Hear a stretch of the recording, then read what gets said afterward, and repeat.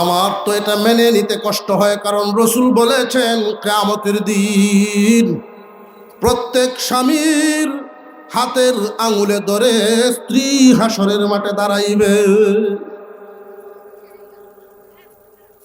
আবু সালমা আর উম্মে সালমা বলেন, আমি কথা দিচ্ছি আপনি যদি আগে মরেন আমি সংসার করব না।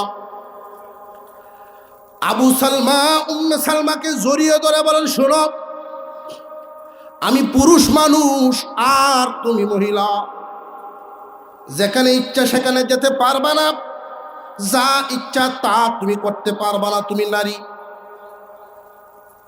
আমি কথা দিলাম পৃথিবীর জমিন থেকে তুমি যদি আমার আগে বিদায় হয়ে যাও রে উম্মে সালমা, দ্বিতীয় কোনো সংসার আমি আবু সালমা করব না। তবে তোমার ক্ষেত্রে আমি অনুমতি দিয়ে রাখলাম, আমি যদি তোমার আগে মারা যাই, তুমি মহিলা কেমনে চলবা, ছায়া তো প্রয়োজন। কতটুকুন দরদ থেকে এই কথা বলা হয়। তবে শর্ত হলো, আমার চাইতে উত্তম কোনো মানুষ যদি পাও, আমার চাইতে উত্তম স্বামী পাইলে গ্রহণ করে নিও। কি পরিমাণ গভীর সম্পর্ক হলে এটা হয়। হঠাৎ করে একদিন আল্লাহর পয়গম্বর হিজরত করে মক্কা থেকে মদিনায় চলে গেল। আবু সালমা আর উম্মে সালমা নবীজিকে এতটাই ভালোবাসতেন, নবীজি ছাড়া মক্কায় থাকবেন না। স্বামী স্ত্রী দুজন আলোচনা করেন, যেই শহরে রাসূল নাই এই শহরে আমরাও থাকবো না। খবরটা যখন চতুর্দিকে ছড়ে গেল, নিজের গোষ্ঠীর মুরব্বীরা আর শ্বশুর গোষ্ঠীর মুরব্বীরা তারা সিদ্ধান্ত নিল যে কোনোভাবে আবু সালমাকে হিজরত থেকে বাধা দিতে হবে, থামানো লাগবে। কেমনে থামানো যায়? সিদ্ধান্ত হলো, স্বামী স্ত্রীর মিল মোহাব্বত অনেক গভীর। শ্বশুর গোষ্ঠীর লোকেরা মেয়েটাকে নেওয়ার জন্য আসছে। আবু সালমা, শুনলাম তুমি হিজরত করার ইচ্ছা করেছ, শুনো, আমাদের বংশের মেয়েটাকে নিয়ে দেশে দেশে ঘুরতে দিব না। যাইতে যদি হয় একলা যাও, আমরা মেয়ে নিয়ে যাইতে দিব না। মেয়ের আটক দিল। তাদের উদ্দেশ্য হলো আমাদের মেয়ের মোহাব্বতে, মেয়ের টানে হিজরত বাদ দিব। নিজের গোষ্ঠীর লোকেরা আসছে, রে আবু সালমা, শুনলাম হিজরতে চলে যাবি, তুই যাবি যা, তবে তোর সন্তানের প্রতি আমাদের বংশের অধিকার আছে। বংশের মুরব্বীরা এসে সন্তান নিয়ে গেল। চতুর্দিকে ৪৪ দ্বারা জারি করে রাখছে, আবু সালমার সম্পত্তি কেউ কিনবা না। উঁচা একটা টিলার মধ্যে দাঁড়াইছে আবু সালমা, আল্লাহর পয়গম্বরের আশেক রাসূল ওই টিলার উপর দাঁড়াইয়া ঘোষণা দেয়, শুনো, আমি কি বিবিকে বড় ভালোবাসি, সন্তানকেও ভালোবাসি, দুনিয়ার সম্পত্তি ভালোবাসি, প্রয়োজনে ব্যবহার করা লাগে। তবে কান পেতে তোমরা শুনে রাখো, আল্লাহ এবং রসুলের চাইতে মোহাব্বত আমার অন্তরে আর কারোর না। আল্লাহ এবং রসুলের চাইতে বেশি মোহাব্বত আমি নিজেকেই করতে পারি না। বিবি কেন, সন্তান কেন, সম্পদ কেন, সব কিছু রেখে দিয়া আবু সালমা রওনা দিয়ে দিলেন, মদিনায় চলে গেলেন। যখন তিনি মদিনার গেইটে গিয়া পৌঁছলেন, আল্লাহ রাব্বুল আলামিন জিবরাইল আমিনকে দিয়ে এই আয়াত কানা নাজিল করে দেন, وَمِنَ النَّاسِ مَن يَشْرِي نَفْسَهُ ابْتِغَاءَ مَرْضَاتِ اللَّهِ وَاللَّهُ رَءُوفٌ بِالْعِبَادِ। ও পয়গম্বর, দোস্ত আমার, জমিনে মানুষের মধ্যে এমন কিছু মানুষ আছে যারা সব কিছু ফেলে দিয়া সব কিছুর বিনিময়েও আল্লাহর সন্তুষ্টিটা তালাশ করে। নবী আপনি জানায়া দেন, ওই জাতীয় মনের মানুষগুলোর প্রতি আমি আল্লাহ দরদি হইয়া যাই। যতই হোক মানুষ ছিলেন তো, স্ত্রী সন্তানের কথা কি ভুলে যাবে না মনে হইব? রাতে যখন উনি ঘুমাইতেন বিছানায়, এক সাইডে দিয়ে তাকাইলেই চোখে বাসতো বাচ্চা নিয়ে আমরা স্বামী স্ত্রী একসাথে ঘুমাইতাম। আল্লাহর মোহাব্বতে সব ছেড়ে চলে আসলাম। সকালবেলায় মক্কার রাস্তার দিকে উনি তাকায়া থাকতেন। যদি কোনো জামাত আসতো, এদের মধ্যে দূর থেকে দেখা যাইতো একজন মহিলাও আছে, বাচ্চা খুলে দেখা যায়। উনি মনে মনে ভাবতেন, হয়তো আমার বিবি বাচ্চা মদিনায় চলে আসতেছে। দিন যায় রাত যায়, দিন যায় রাত যায়, কিন্তু ওনারা তো আসেন না। 6 মাস পরে উভয় গোষ্ঠীর লোকেরা একত্রিত হইয়া বলে, আমরা তো পরীক্ষা নিলাম, পরীক্ষায় আবু সালমা পাস। এদিকে মেয়েটাও না খায় শুকায় যায়, বাচ্চাও শুকায় যায়। একটা কাফেলার সাথী বানায় মদিনায় পাঠায় দাও। সিদ্ধান্ত মোতাবেক কাফেলার সাথী বানায় মা সন্তানকে মদিনায় পাঠানো হলো। আবু সালমা মদিনায় আছেন, 6 মাস যাবৎ স্বামী স্ত্রীর সাক্ষাৎ নাই।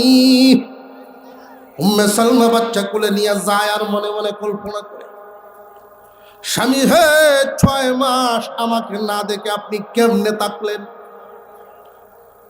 এই স্বামী তো একদিন আমারে না দেখে থাকার কথা না। আমিও থাকতে পারি না, বন্দি জীবন কাটাইলাম 6টা মাস। আমি পিছন দিক থেকে গিয়া প্রথমে পরিচয় না দিয়া আবু সালমারে আমি পিছন দিক থেকে চোখে ধরবো, বলবো, বলো তো দেখি আমি কে? আমার কণ্ঠ কি ভুলে গেছে নাকি আমার কণ্ঠ শুনেই চিনতে পারে? আমি দেখব। কল্পনা করে করে যাইতে যাইতে 6 দিন পরে মদিনায় পৌঁছলেন। এমনি মদিনার গলিতে একজন ঘোষকে ঘোষণা দেয়, তোমরা কে কোথায় আছো গো, জমা হও। আবু সালমা দুনিয়া থেকে বিদায় হয়ে গেছে, জানাজার নামাজ পড়তে হবে। রে ঘোষক, কোন আবু সালমা? কোন আবু সালমা মারা গেছে? যে মাগো আপনি চিনবেন না? আল্লাহ এবং রসুলের পাগল 6 মাস আগে স্ত্রী সন্তান সহায় সম্পত্তি সব ছেড়ে হিজরত করে মক্কা থেকে মদিনায় আসছিলেন। প্রতিদিন সকালবেলায় মক্কার পথের দিকে তাকায়া থাকতো স্ত্রী সন্তানের আশায়। এই আবু সালমা আজকে দুনিয়ার জমিন থেকে বিদায় হয়ে গেছে, তার জানাজার নামাজ হবে, আপনি কি চিনবেন নি তারে? উম্মে সালমা অবাক হয়ে গেলেন, কিছুই বলতে পারতেছেন না। ধীরে ধীরে লাশের দিকে আগাইলেন। মুখের কাপড়টা সরায়া লক্ষ্য করে দেখেন তার স্বামী আবু সালমাই দুনিয়া থেকে বিদায় হয়ে গেছে। উনি কান্না শুরু করলেন, আবু সালমা তাকায়া দেখো যে এই সন্তান একবার কোলে নিলে তোমার কলিজা ঠান্ডা হয়ে যেত। 6 মাস পর্যন্ত আমাদেরকে আসতে দেয় নাই, আমরা ইচ্ছা করে মক্কায় থাকি নাই, আমাদেরকে আসতে দেয় নাই তারা। আবু সালমা গো, তুমি প্রমাণ করে দিয়েছ পৃথিবীর সব চাইতে আল্লাহ এবং রসুলের ভালোবাসা তোমার অন্তরে বেশি। প্রমাণ করেছ। তবে এই মক্কা থেকে যে আসলাম, মদিনায় কোনো আত্মীয় স্বজন আমার নেই, তোমার ভরসায় আসছিলাম। আমাদেরকে কে দেখবে? কার কাছে এখন থাকবো আমরা? তোমার বাচ্চাকে কে আশ্রয় দিবে? সাহাবীরা কান্না শুরু করেছিলেন ওই দিন। আল্লাহর পয়গম্বর তাৎক্ষণিক ঘোষণা দিলেন, সাহাবীরা রে, এদের কান্না থামাও। আজ থেকে এই ইতিমের দায়িত্ব আমি নবীর কাঁধে উঠায়া নিলাম। মুসলমান ইমানদার ভাইরা আমার, আমরা যখন আসমানের দিকে তাকাই তারকারাজি দেখতে পাই, আকাশ ভর্তি তারকা, ঝিলমিল আলোকিত তারকা দেখতে পাই। অনুরূপভাবে আসমানের ফেরেশতারা যখন জমিনে তাকান, ওই মাহফিলগুলো, ওই মজলিসগুলো এমন তারকার মতো দেখতে পায়। আরেকটু জোরে কর সুবহানাল্লাহ। ওই ফেরেশতারা জিজ্ঞাসা করেন, আল্লাহ, জমিনে আলোকিত দেখা যায়, এগুলো কি? আল্লাহ বলেন, আমার দ্বীনি মাহফিল, কুরআন হাদিসের আলোচনার মজলিস।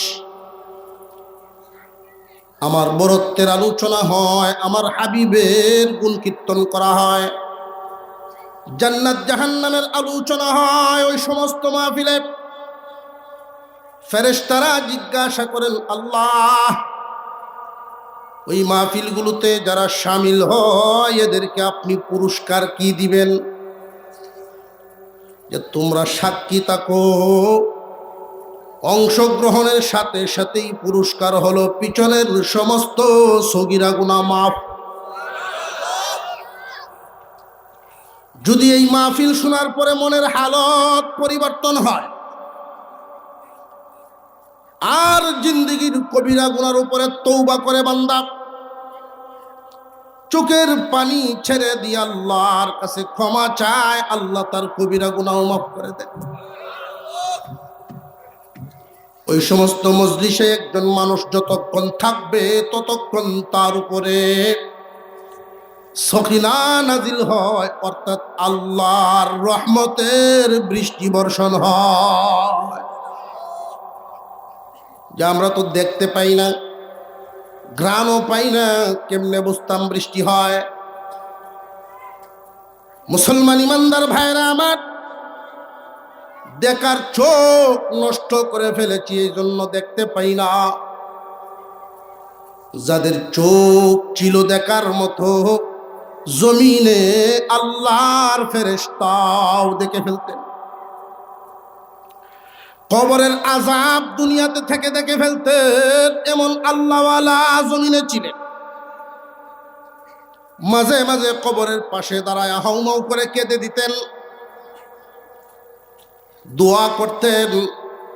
উনি চলে যাওয়ার পর মানুষেরা তত্ত্ব নিত, আসলে হুজুর দিক দিয়া যাওয়ার সময় কেন কানলেন, এটা কার কবর?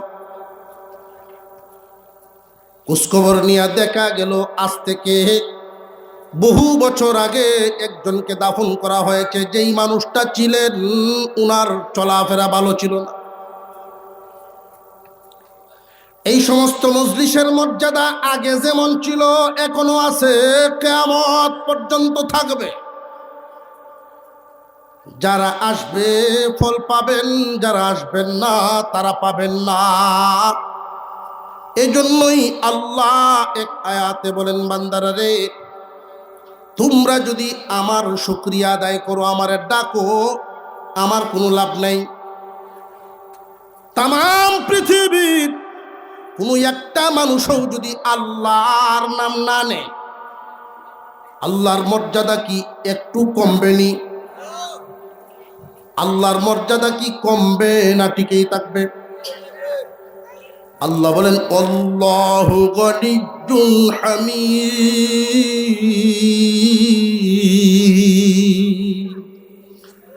আল্লাহ ধনী, নিজেই প্রশংসিত। কিন্তু যারা আল্লাহর নাম নিবে তারা নিজেরা লাভবান হবে। আজকের এই বাজারে গিয়ে দেখবেন, আমরা এখানে যে পরিমাণ লোক, হিসাব করলে চার দোকানগুলোতে এর চাইতে বেশি লোক আছে না নাই? কেউ যদি মনে করেন যে না, এখানে যারা আছে এরা তেমন বুঝদার না, সিধা সাদা মানুষ, এই জন্য বয়ে রয়েছে, না, এটা ভাববেন না। আপনি আমার চাইতে তাদের বুঝ শক্তি কম না। বুঝ শক্তিটিকেই বুঝে, দুনিয়াদারি ঠিক মতোই বুঝতে পেরেছে, পরকালের চিন্তাটা এখনো আসে নাই। আমরা দোয়া করি অন্তত আজকের এই দ্বীনি মজলিস বিভিন্ন উলামায়ে কেরামের সামনে বসার সুযোগ পাইয়া এই সুযোগ যেন নষ্ট না হয়।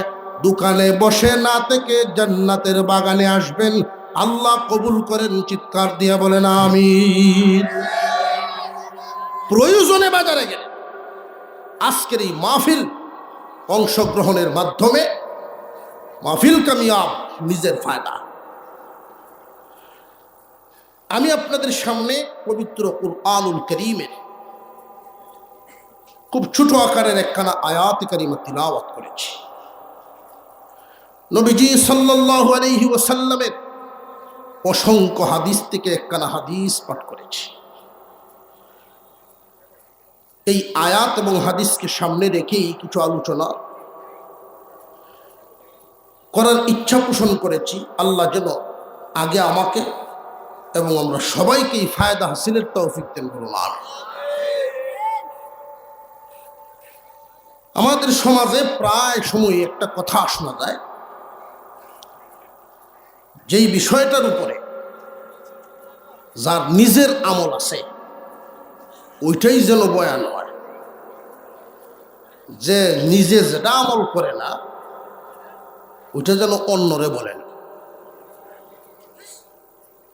অথচ এটার তত্ত্বটা ভুল। উসুল হলো জানা একটা নেক কাজ, আমল করা আরেকটা নেক কাজ। একটা নেক কাজের জন্য আপনি আর একটা নেক কাজ বাদ দিতে পারেন না। তবে উত্তম হলো, আসর হলো, নিজে আমল করে যদি বয়ান করা হয় তাড়াতাড়ি হেদায়েত হয়। আর যিনি বয়ান করবেন আমার মধ্যে কমতি থাকলে আমার নিয়ত থাকবে এমন, এই শিক্ষাটা আপনাদের সামনে বলছি। এই জন্য আমরা নিজের মানুষ। আজকে যারা এখানে আসতেছেন, প্রধান মেহমান আরিফ বিল্লাহ মুহিউস সুন্নাহ শাহ অধ্যক্ষ মিজানুর রহমান চৌধুরী দাওয়াত বরকাতুহুল আলিয়া পীর সাহেব দেওনা হুজুর বলেন যে যেই যেই বিষয়গুলোর আমল নিজের মধ্যে কম, ওটির বয়ান বেশি বেশি করেন। আর নিয়ত রাখবেন আমি ওই উদ্দেশ্যেই বয়ান করতেছি, আল্লাহ যেন আমাকে আমলওয়ালা বানায়। ইলম এমন এক দৌলত, বন্টন করলে কমে না, শুধু বাড়তেই থাকে, বাড়তেই থাকে, বাড়তেই থাকে। সুবহানাল্লাহ।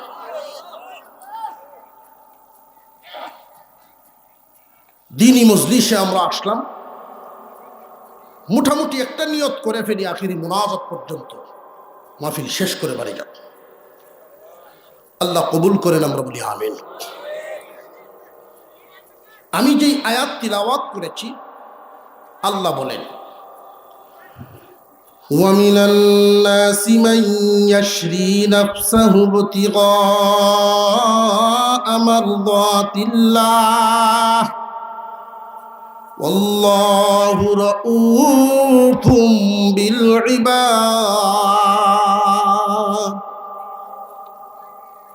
মানুষের মধ্যে এমন কিছু মানুষ আছে যারা আল্লাহর সন্তুষ্টির জন্য সব করতে পারে।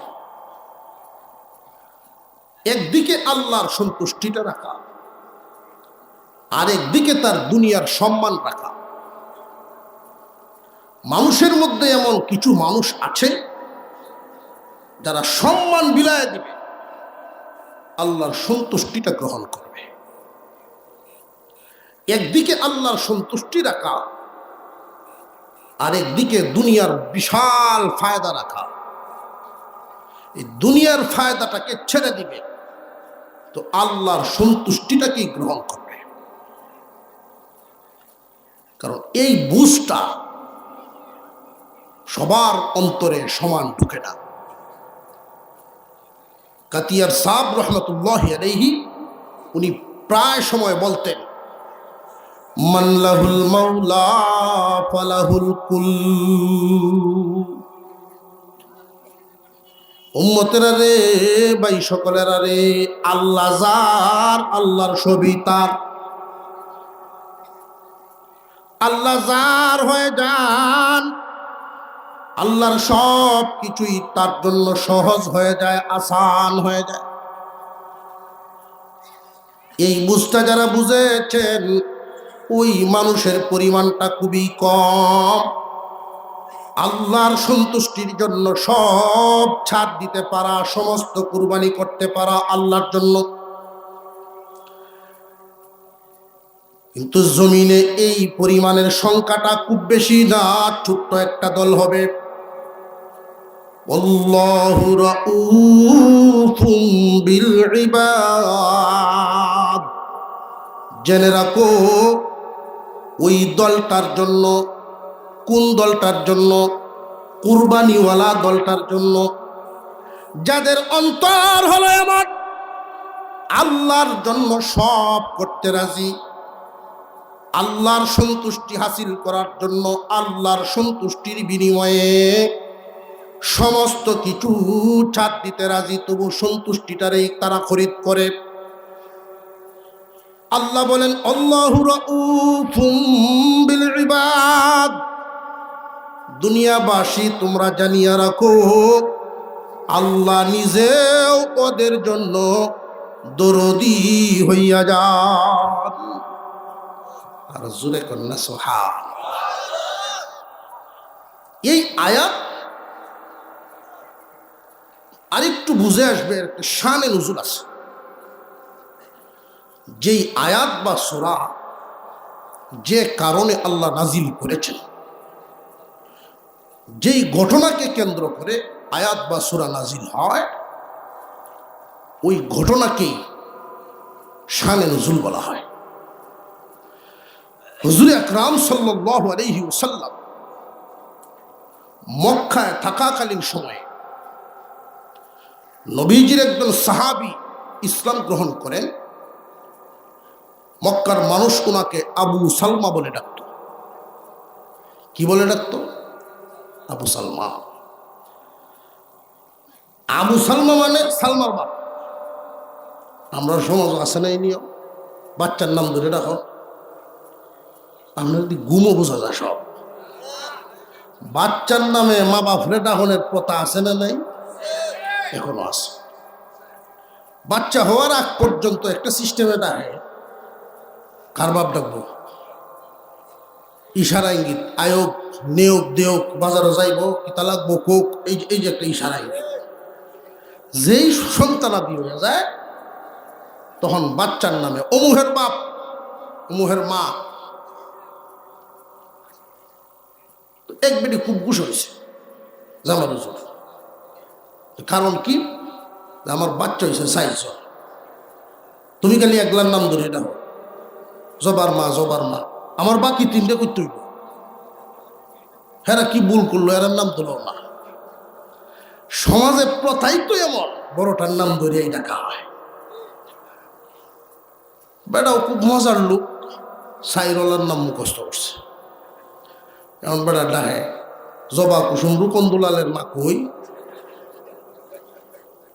বেটি খুব খুশি হয়, কয় হ্যাঁ আমার ঠিক আছে।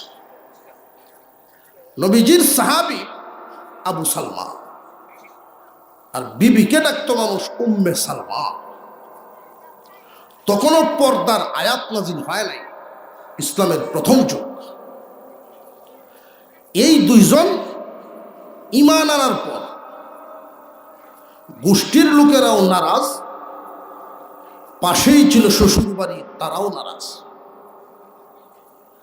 আমরা আমাদের বাপ দাদার ধর্ম লইয়া আসি, আর আমাদের সকলকে বাদ দিয়া মুহাম্মাদের হাত ধরছ, কালিমা পরে মুসলমান হয়ে গেছ, কথা বলা বন্ধ। আবু সালমা জানায় দিলেন, গোষ্ঠীর মানুষ, শ্বশুর গোষ্ঠীর মানুষ, শোনো, আল্লাহ এবং রসুলকে মহব্বত করে কালিমা গ্রহণ করেছি। আল্লাহ এবং রসুলের মহব্বত পাইতে গিয়া যদি আমার উভয় গোষ্ঠী হারানো লাগে, আমি প্রস্তুত আছি। আল্লাহ এবং রসুলের ভালোবাসা যদি মিলিয়া যায়, তোমরা আমারে ঘৃণা করলেও আমার কোনো ক্ষতি নাই। এই স্বামী স্ত্রী দুইজন এতটাই মিল এবং মহাব্বত, মক্কা নগরীতে এদের নাম ডাক। এত মিলের সংসার জমিনে খুবই কম।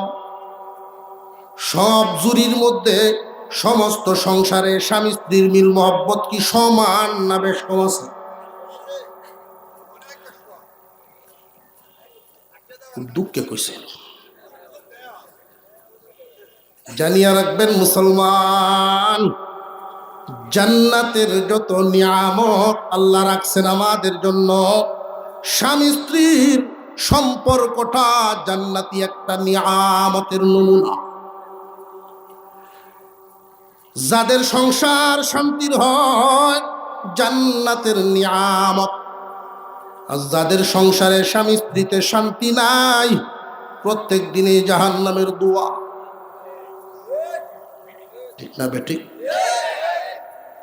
আফসোসের সাথে বলতে হয়, দিন যত যায় তালাকের পরিমাণ বাড়ে। অথচ আল্লাহর পয়গম্বর বলেছেন, জমিনের মধ্যে, আসমানের নিচে, জমিনের উপরে ওই ব্যক্তি বড় নিকৃষ্ট, ওরা বড় নিকৃষ্ট যে তালাক দেয় এবং জারে দেয়। সাহাবীরা বলেন, হুজুর, যে তালাক দিল সে নিকৃষ্ট, আমরা বুঝলাম কাজটা ভালো করে নেই, কিন্তু যারে তালাক দিল সে নিকৃষ্ট কেন হইল? নবীজি বলেন, এমনে না রে, খোঁজ নিয়ে দেখো, তার ভূমিকা ছাড়া একজন পুরুষ মানুষ খামাখা রেগে যায় না। তালাকের পিছনে অনেক, বেশিরভাগ ক্ষেত্রে নারীদের কারণ আছে না নাই? হাওর থেকে কষ্ট করে একজন পুরুষ যখন ঘরে আসে, বিধান হলো তুমি আগে তাকে রিসিভ করো, অফিস থেকে আসুক, ব্যবসা থেকে আসুক, তারা আগে ঢুকতে দাও। সারাদিন 8-10 ঘন্টা পরিশ্রম করে যখন মানুষটা ঘরে আসেন, বলেন তো দেখি, একটা পুরুষ মানুষ যে বাহিরে খাটাখাটি করে নিজের শুধু একার পেটের জন্য, না পুরা পরিবার কাঁধে নিয়ে, এই মানুষটা যখন ঘরে আসে, দিনদার এবং পরহেজগার নারীর দায়িত্ব হলো আগে তারে তুমি রিসিভ করো, পারলে তোমার আঁচলটা দিয়া কপালের ঘামটা মুছে পাশে বসায় 1 গ্লাস পানি আগে দাও। একজন নেককার নারীর মাত্র 5 মিনিটের আচরণে 10 ঘন্টার কষ্ট মুহূর্তের মধ্যে চলিয়া যায়। কিন্তু ফেতনাবাজ নারীদের লক্ষণ, ফেতনাবাজ নারী পরিশ্রম করে আসছেন, মিটার তো এমনি 80 তুটে দিছে, ঘরে এখনো ঢুকতে পারে নাই, বাহিরে থাকতেই তোমার সংসার লইয়া তুমি তা হও, আমি তা তাই। কিরে বাবা, মাত্র একা রইলাম, এখনই গজব নাজিল হইতেছে। ভালো মন্দ কিছুই জানে না, শুরু হয়ে গেল খেলা। কি হয়েছে তোমার মাথা কেন গরম? তোমার মা বাবার স্বভাব, তোমার মা বাবার কারণে, কেউ শ্বশুর শাশুড়ির দোষে, কেউ আছে আশপাশের দোষে, কেউ নিজের আচরণে, যে তোমার গরো আয়া বালা একটা কাপড় হিমতাল্লাম না জীবনে, দোষারোপ। দুইজনের মধ্যে যদি তর্ক শুরু হয়, শয়তান সবচাইতে খুশি এবং আনন্দিত হয় এবং শয়তানের গলায় ঝুলানো ডুলের মধ্যে বাড়ি দেয়। স্বামী স্ত্রী যেন উত্তেজিত হইয়া যায়। কেন জানেননি? ওই কারবারটা শয়তান যদি এখন করতে পারে। কোন কারবার? নবীজি বলছেন, লানত প্রাপ্ত নিকৃষ্ট ওই মানুষ যে তালাক দেয় এবং জারে দেয়। তালাক দেওয়ার পরে কিন্তু বেশিরভাগ মানুষই দেখবেন আলাদা হয় না, দামা চাপা দিয়ে নিয়ে সংসার করে। জায়েজ হোক আর না হোক, সমাজে খুঁজলে অনেক অবৈধ পরিবার পাওয়া যায়। মুসলমান ইমানদার ভাইরা, সমাজের মধ্যে অনেক পরিবার এমন আছেন আমরা জানি তারা স্বামী স্ত্রী, আসলে স্বামী স্ত্রীর সম্পর্ক এদের নাই। বলুন তো দেখি, সন্তানাদি যা হইল বৈধ না অবৈধ?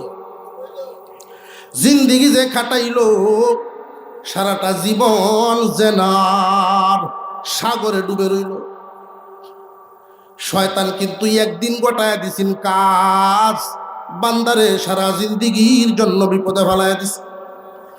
এই জন্য নবীজি বলেন সাবধান থাকবা দুইজনের ঝগড়ার বেলায় স্বামী যদি উত্তেজিত হয়ে যায়, রাগান্বিত হয়ে যায়, নারী গো তুমি কথা বলবা না, ঠান্ডা থাকো। যখন পুরুষটা ঠান্ডা হয় ওই সময় তুমি প্রত্যেকটা কথা উল্টায় উল্টায় তার ভিটো দিও, মুখ দিয়ে তার জবাবও বেরোইতো না। কিন্তু তাৎক্ষণিক পাল্টা দিও না। তাৎক্ষণিক পাল্টা দিলে আগুন লাগবো না, লাগতো না।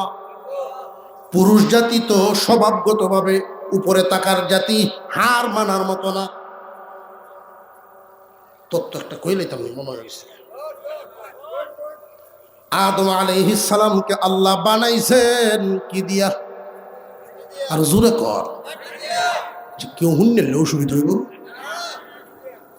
আমরা সবাই যদি আওয়াজ দেই আর মজলিশপুরের সব মানুষ মনে করেন শ্রীরাঙ্গের হুন্নের অসুবিধা হইব? তা আমরা এত জোরে জোরে একটু না কই, আস্তে আস্তে নিমুজি মুখের লাগে দূর থেকে মানুষ মনে করবে, বাজারের এরাই মনে করবে মাঠটা বড়ছে না, আরো দুইটা চাকায়া যাই। চিন্তা করবে। আল্লাহ মাহফিলকে কবুল করেন, বলুন আমিন। আদম আলাইহিস সালামকে আল্লাহ বানিয়েছেন মাটি দ্বারা। পুরুষ জাতির সর্বপ্রথম পুরুষ মাটির তৈরি, কিন্তু নারী জাতির সর্বপ্রথম নারী কি? ওনাকে আল্লাহ মাটি থেকে কেন বানান নাই? মাটির কি কম পড়ছে নি সময়? অবশ্যই কোনো হিকমত আছে।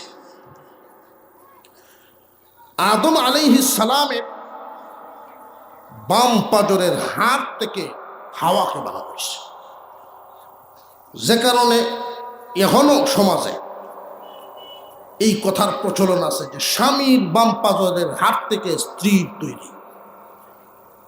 এটা আদম হাওয়ার ক্ষেত্রে, সবার না। শুধু বাম পাজরের হাত দিয়ে যদি খালি বউ বানাইতো, এমন মানুষও তো আছে 17-18টা বেহরে। ও তো সাতমি ভাই কই বুঝে আসতেছে। ইসলামের এই কায়দা কানুনগুলো জানা থাকা দরকার। বাম পাজরের ছোট হাত উপরের দিক থেকে গিয়ে একদম হাড়ের কাছে, কলিজার কাছের হাতটা দিয়া আল্লাহ জান্নাতের ভিতরে মা হাওয়াকে বানিয়েছেন।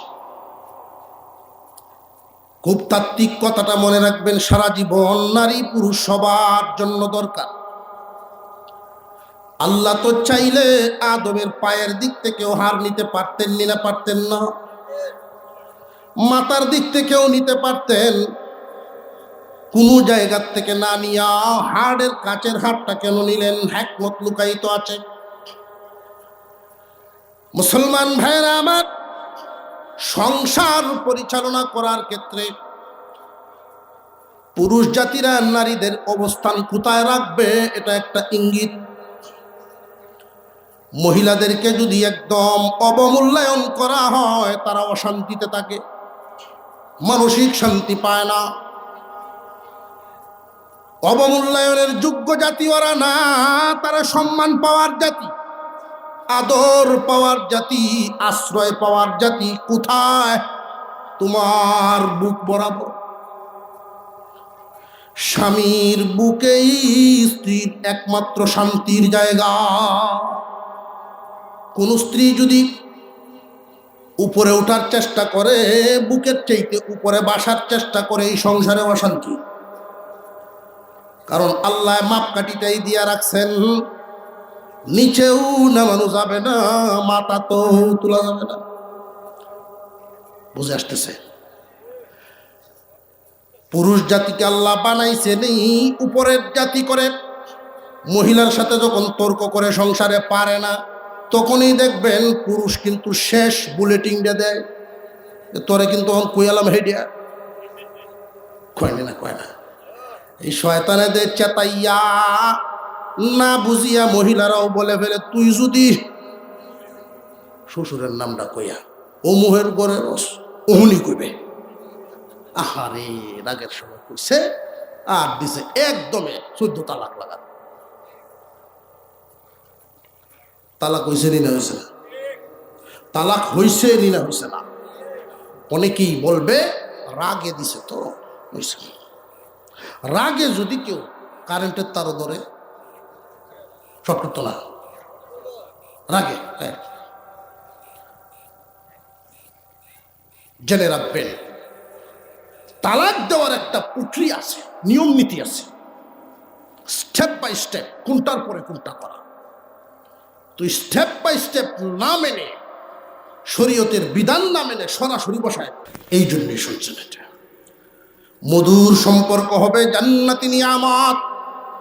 আবু সালমা আর উম্মে সালমা এতটা সুখী, স্বামী স্ত্রীর মিল কবুতরের জোড়ার মতো। যেদিকেই যান তারা একসাথে যাইতেন, যেদিকেই যান একসাথে যাইতেন, খানা একসাথে খাইতেন, একসাথে ঘুমাইতেন। শ্বশুর বাড়িতে গেলেও স্বামী স্ত্রী দুইজন একসাথেই যাইতেন। হঠাৎ একদিন আবু সালমার হাত ধরে উম্মে সালমা বলেন, স্বামী হে, আমি যদি আপনার আগে মারা যাই, আমি যদি আপনার আগে দুনিয়া থেকে বিদায় হয়ে যাই, আপনি কি দ্বিতীয় কোনো সংসার করবেননি?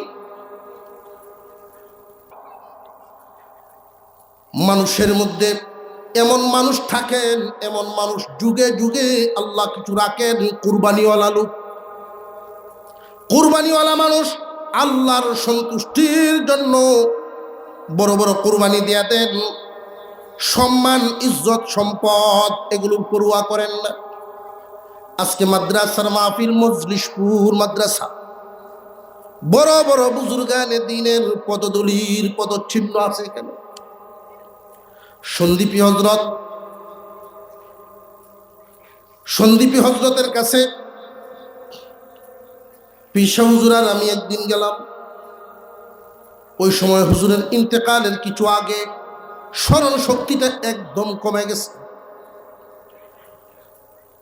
পিসা হুজুর বলতেছেন, হুজুর আমার মাদ্রাসা, আব্দুল ওয়াদুদ সাহেব হুজুর, মজলিশপুর মাদ্রাসা। হুজুরের এই সময় ধ্যান কেউ কম, ওই সময় বিল্ডিং গুলো হয় নাই। হঠাৎ হুজুরের জবান থেকে বের হয়েছিল এই শব্দগুলো, আমি নিজের কানে শুনছি।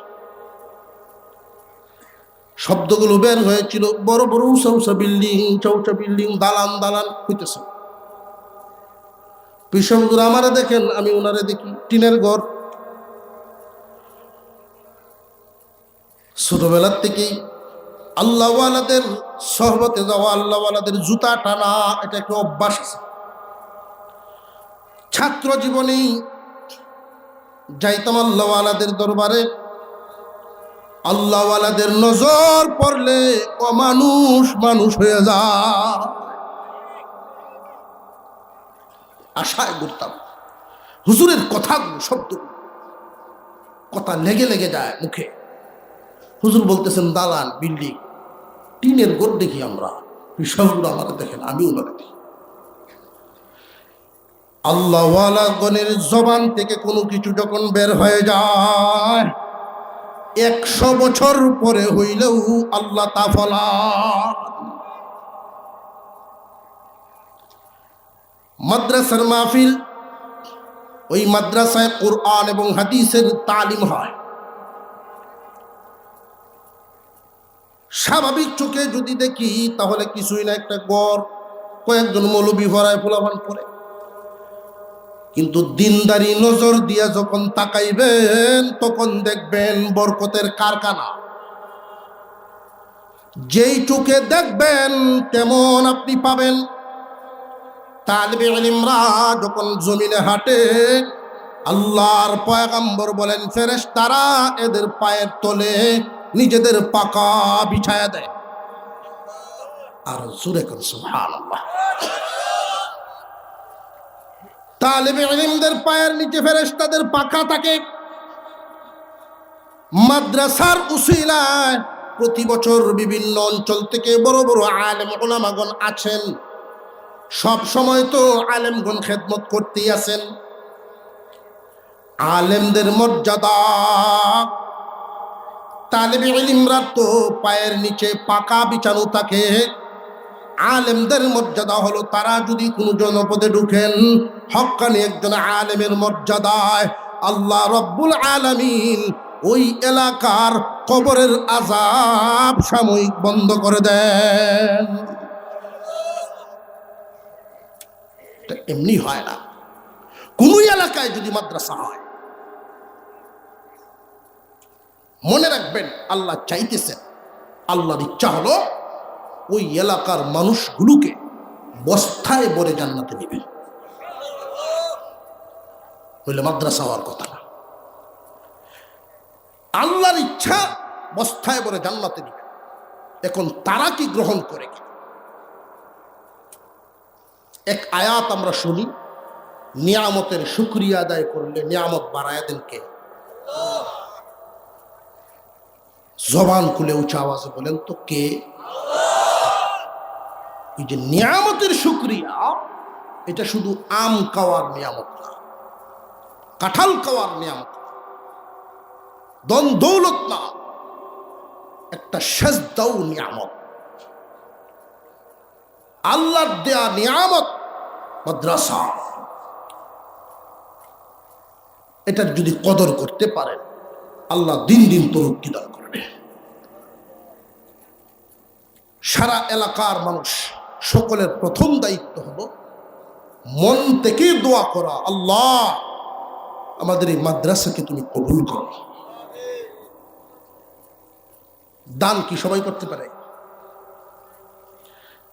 কেউ দান করেন, কেউ দান গ্রহণ করেন। হালত তো এমন মানুষের উঁচা নিচা এরকম। কিন্তু সকলে মিলে এজমার সাথে সকলের যে এজমালি দায়িত্ব, সেটা হলো দোয়া। যে সকলের মন থেকে দোয়া করতে হবে, আল্লাহ মাদ্রাসাকে কবুল করুন। কোত্থেকে আসবে টের পাওয়া যাবে না, কার মাধ্যমে হবে টের পাওয়া যাবে না। বরকতের মালিক আল্লাহ। 35তম মাহফিল আল্লাহ তাআলা যেন এই মাদ্রাসাকে যুগ যুগ ধরে কিয়ামত পর্যন্ত কবুল করেন বললাম।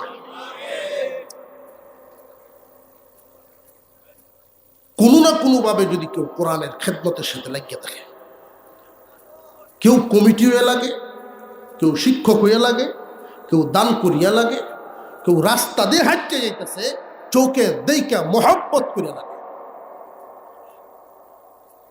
বস্তায় বলি আল্লাহ জান্নাতে দিবেন। আল্লাহ আমাদেরকে আমলের তৌফিক দেন, আমরা বলি আমিন। আরো জোরে বলেন আমিন। আজকের মাহফিলের প্রধান আকর্ষণ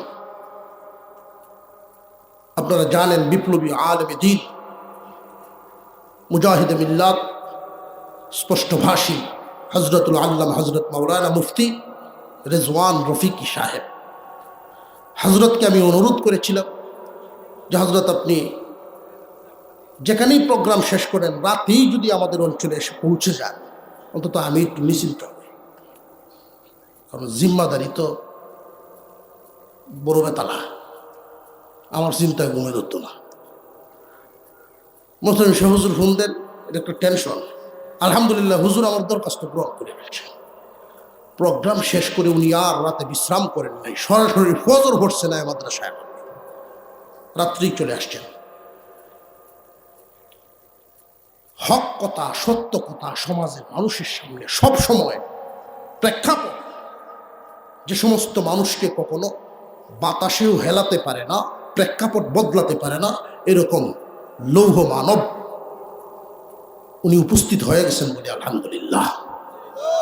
আপনাদের সামনে মূল্যবান আলোচনা করবেন। ওনার আলোচনা শোনার পরে জজবাই তারে শুনল, এই জজবা লইয়া দৌড়মার হয়ে যায়, বসে থাকতে হইব। কারণ ওনার পরে একের পর এক দুইজন আল্লাহর ওলি আসতেছে।